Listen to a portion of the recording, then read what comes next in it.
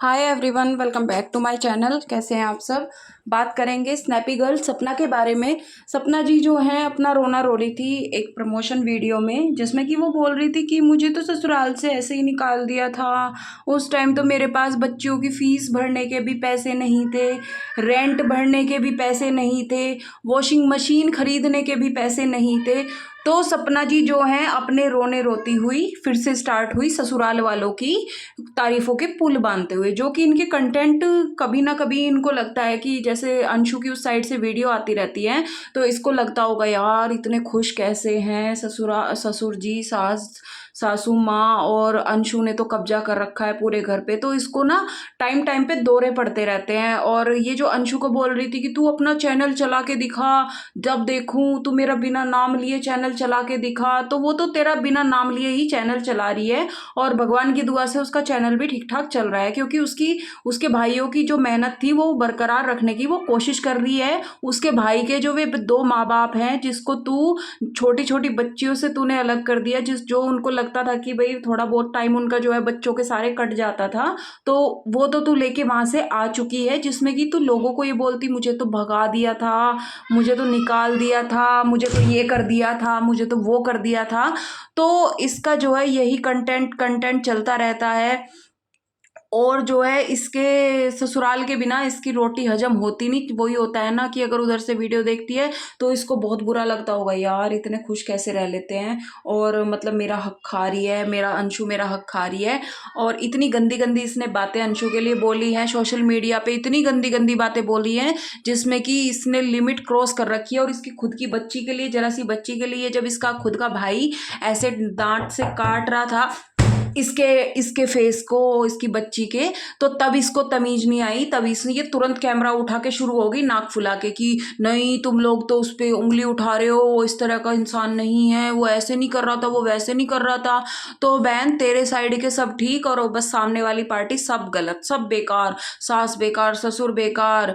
और इसकी best friend बनी थी एक, जो जिसके थ्रू ये जो है, जिसके ऊपर ये मुंह धो के वहां से निकल के भाग गई थी सारा सामान लेके बाकायदा। और पड़ोसी ने इसकी वीडियो, जो सीसीटीवी कैमरे में जो इसकी वीडियो थी, वो जब ये वहां से निकली थी सामान उठा के, वो भी इसीलिए ही दिखाई थी लोगों को, ताकि लोगों को पता चले भाई किसी ने किसी को नहीं भगाया, किसी ने किसी को नहीं निकाला।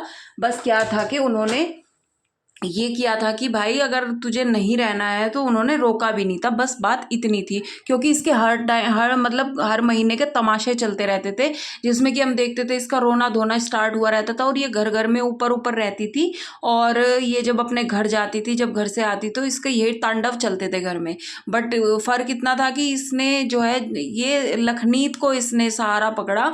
जैसे ही लखन ने इसको ये बोला कि उसने तो एक समझाने के पर्पज से बोला था कि सपना तू और भी कुछ कर सकती है अपनी लाइफ में, अपने बच्चों के फ्यूचर को ब्राइट करने के लिए और भी कुछ करने की कोशिश कर, या तो कपड़े का काम कर, तुझे फैशन का शौक है तो ये सब कर। तो इसने उस चीज़ का ही फ़ायदा उठाया। इसने वही चीज़ अपने सास ससुर को बोली, और उन्होंने बोला कि भाई तेरे बच्चे अभी छोटे हैं, कर लेना, कोई दिक्कत नहीं है, करने में कोई बात नहीं है, थोड़ा मन भी और हो जाएगा। बट इसने जो है हवा बना दी उस चीज़ का, और इसका तो दिमाग में जुनून पैदा हो गया। भाई इतनी फ्रीडम के बाद कौन जाएगा। कि इसने जब दिवाली के टाइम बोला था वो हमें लेने नहीं आए थे, वो तो प्रॉपर्टी की बात करने आए थे, ये आए थे वो आए थे, तो तू दहेज में लेके वहां कुछ नहीं गई थी। तेरे हस्बैंड की और दोनों हस्बैंड की कमाई थी, जो तू अब तक ले रही है, और जो उनके कंटेंट बना बना के तू मिलियंस पे पहुंची है, वो सब तेरे हस्बैंड की ही कमाई है, जिसकी तूने धज्जियां उड़ाई हैं बहुत अच्छे से।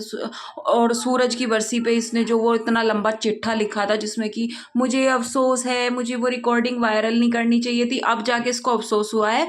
और किसी की जो है उसमें लाइव में जाके बकवास कर रही थी कि मुझे ना उनसे तो मतलब उनके साथ में मुझे अटैचमेंट था ही नहीं, ये था वो था, कुत्तों की तरह मारता था वो आदमी, मुझे कुत्तों की तरह मारता था।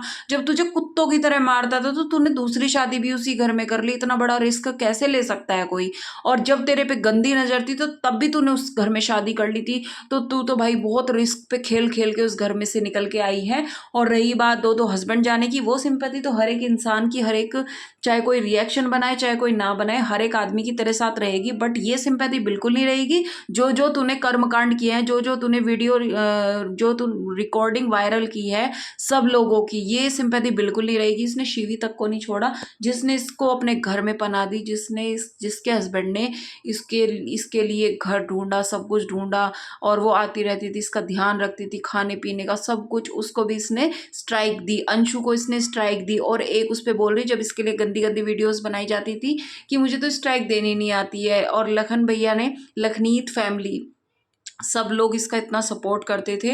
हालांकि अब पता नहीं इनके बीच में ऐसा क्या ही हुआ है, या तो उनको समझ आ गया है कि ये भाई इस टाइप की नहीं है जो इसके साथ में मिलजुल के जो है मिला जुला जाए। ठीक है, वो अपना बात करते होंगे, वो चीज़ अलग है, बट इससे जितना दूर रहें उतना ही बेटर है, क्योंकि ये घटिया औरत है। ये हर एक इंसान की वायरल कर देती है रिकॉर्डिंग, ये उनकी भी वायरल कर देती, जैसे इसने शिवी की थी ना, उनकी भी जरूर कर देती है एक आध रिकॉर्डिंग, क्योंकि उनका ओहदा थोड़ा बड़ा हो गया, इस वजह से इसने रिकॉर्डिंग वायरल नहीं की। और उस बंदे ने इसका बहुत साथ दिया है। वो बंदा जो है औरों के लिए, जो इसके लिए गंदा बोलते थे, उनके लिए भी जा जाके उसने जो है थाने में रिपोर्ट भी कराई है, उन लोगों को भी सुनाया है। तो उस बंदे ने भी सोचा होगा यार किस हद तक ये औरत गिर गई है। और सास ससुर के लिए वो कभी नहीं ये सोचेगा कि वो लोग अलग रहे। उस इंसान के अंदर भी एक इंसानियत होगी कि यार किसी के जब दो दो जवान औलाद चली गई, और ये औरत जो है उनको बार बार वीडियो बना बना के रिकॉर्डिंग खेल रही है। एक लड़की को, इसने 16 साल की लड़की को नहीं छोड़ा, तो तुम तो क्या ही चीज़ हो, तुम क्यों अपनी मिट्टी पलीत करा रहे हो। उस टाइम लखनीत को इतनी ज़्यादा जो है गालियाँ पड़ती थी, और आज तक पड़ती है, जिसकी सफाई इसने आज तक नहीं दी है। जो भी अगर कोई कुछ कहता है तो इसने आज तक एक वीडियो तक नहीं बनाई है उस आदमी के लिए जिसने इसका इतना सपोर्ट किया है हमेशा, कि भाई ऐसा कुछ नहीं है, मुझे लखन भैया ने ऐसा कुछ नहीं बोला, या फिर मुझे हमेशा उन्होंने आगे बढ़ने की सलाह दी है, ना कि किसी को चोट पहुंचा के।